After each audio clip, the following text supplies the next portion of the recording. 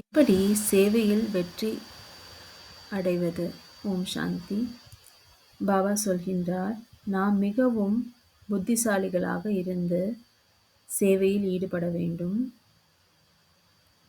ஏனென்றால் யார் நம் குலத்தை சேர்ந்தவர்களோ நமது தர்மத்தை சேர்ந்தவர்களோ அவர்களை கண்டுபிடிக்க வேண்டும்.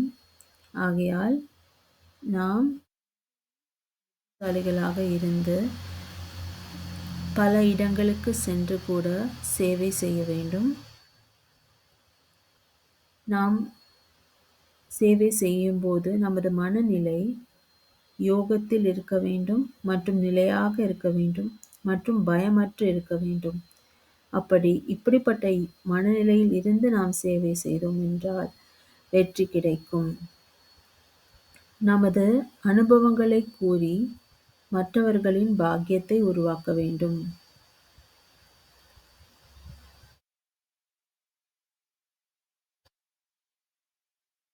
அப்படி என்றால் நமது தர்மத்தை சேர்ந்த நமது குழந்தைகளை நாம் கண்டுபிடிக்க முடியும்.